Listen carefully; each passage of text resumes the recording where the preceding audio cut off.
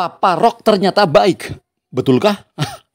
Mencela-mencele. Katanya ini orang jelek. Betul, ternyata Papa Rock itu orang baik. Papa Rock itu baik. Dalam salah satu video shotnya, Ibu Eli Kumoro bilang bahwa dalam diri semua orang pasti ada sisi baik, ada sisi baiknya.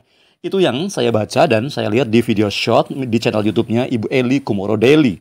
Ketika kita tidak suka atau benci kepada seseorang, siapa sangka dalam diri orang yang kita tidak sukai itu ternyata juga ada atau bahkan banyak sisi-sisi baiknya. Begitupun pada sosok seorang Papa Rock.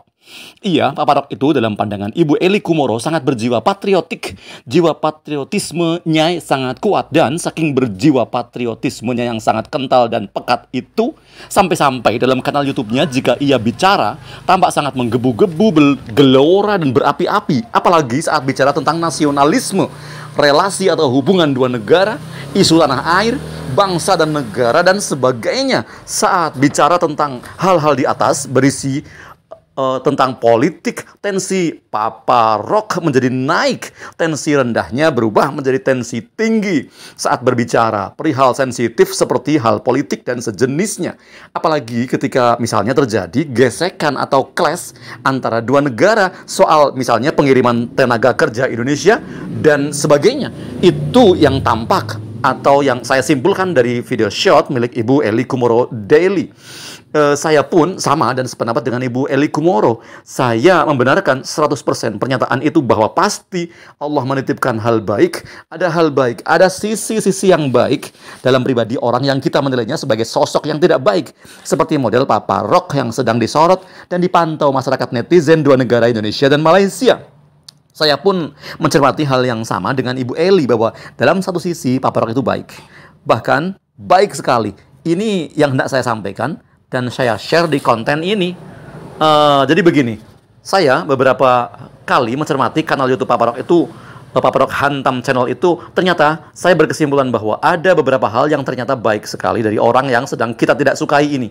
Ada hal yang ternyata baik dari orang yang sedang tidak kita sukai itu. Iya, Papa Rock itu dalam salah satu live streamingnya memberi saran sekaligus memberikan ultimatum atau deadline kepada seorang content creator asal Malaysia bernama Nisa Channel. Papa Rock tidak suka dengan model content creator Nisa Channel yang memuat, yang menayangkan berita panas, berita hoax, dan provokasi. Papa Rock meminta agar konten itu dihapus. Semula Nisa Channel tetap bergeming. Ia konsisten dengan konten-kontennya yang tidak baik, tidak mendidik, cenderung provokasi, dan memanas-manasi suasana. Namun ajaib, setelah Papa Rock memberikan ultimatum, beberapa hari kemudian, kita coba sekarang lihat 100% konten YouTube-nya Nisa Channel dihapus, bersih, tidak menyisakan satu pun video. Pokoknya bersih, hilang, dan iya, Nisa itu ikhlas. Sekarang Nisa Channel sudah ada isinya lagi, sudah penuh dengan konten baru, dan seperti dipintakan dan disarankan oleh Papa Rock, konten Nisa yang baru itu sekarang berisi hal-hal positif, hal-hal yang berbalik, bertolak belakang, berbeda 180 derajat dari kontennya yang dulu hoax dan provokasi, dan sekarang nyata, sekarang berita itu benar-benar fakta dan edukatif, inspiratif. Jadi boleh jadi itu terjadi karena dalam tanda kutip kebaikan hati Papa Rock yang menegurnya, yang menasehatinya, sekaligus mengultimatumnya atau memberinya deadline. Jadi untuk hal yang satu ini, ia memberikan julukan kepada presiden kita, tokoh nasionalis kita, sang proklamator Bung Karno, itu harus kita kecam. Dan kita menyebutnya bahwa hal itu salah, fatal. Betul, Bung Karno, Presiden RI yang pertama pada masa lampau, punya masalah, punya sejarah, punya hal dengan berseteru dengan Malaysia. Bung Karno memerintahkan kita, bangsa Indonesia, untuk mengganyang Malaysia. Pekik teriakan ganyang Malaysia bergema, berkumandang, gegap gempita. Itu di masa lalu. Dan kita tidak bisa merubah sejarah itu. Menghapus kisah sejarah itu juga tidak bisa, apalagi merubah kisah sejarah masa lalu. Biarkanlah kita yang hidup di masa kini, bijaksana untuk belajar dari masa lalu, untuk menorehkan sejarah emas di masa yang akan datang, sejarah emas di masa depan. Bung Karno sendiri yang memberikan pesannya agar kita jangan sekali-kali melupakan sejarah atau jas merah. Saat nama Presiden Jokowi berubah nama, diplesetkan oleh Papa Rock menjadi sesuatu yang tabu, itu pun harus kita kritisi, kita kecam, dan jika perlu bahkan dilaporkan kepada polisi melalui pengaduan polisian. Toh Pak Parok sendiri yang songong dengan songong dan sombongnya mempersilahkan kita untuk mempolisikannya. Jadi mengapa tidak? Laporkan saja ke polisi. Toh jejak digital masih lengkap.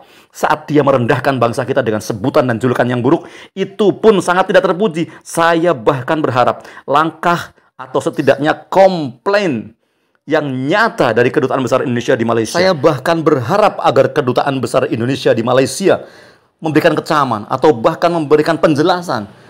Kemudian saya pun berharap semacam ada kecaman dari orang Malaysia sendiri terhadap warganya yang merusak tatanan, yang memberikan kesan negatif, yang mengganggu persahabatan dalam bernegara, dalam bertetangga. Tetapi kita juga harus memberi ruang bahwa orang ini pun ada baiknya saat ia menilai tidak pantas mengangkat berita hoax. Ia bahkan meminta Indonesia memberantas produksi konten-konten hoax yang banyak berseliweran di jagat media sosial, wabil khusus di portal YouTube, di platform YouTube. Itu pun benar. Hanya saja kesalahan harus ditindak dan kebaikan juga harus diapresiasi. Seperti halnya anak sekolah. Anak sekolah berbuat baik, berbuat kenakalan, ada apresiasi, ada juga teguran.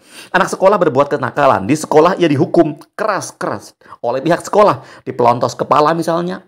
Dan anak yang berprestasi di sekolah diapresiasi dengan mendapatkan piala, hadiah, piagam penghargaan, dan sebagainya, dan sebagainya. Dan untuk Pak Parok, baiknya pun berlaku sama. Untuk kesalahannya, ia harus mempertanggungjawabkan terlebih dahulu, agar dia mengakui kesalahannya dan memberi efek jera bagi pelaku-pelaku hal serupa di masa yang akan datang.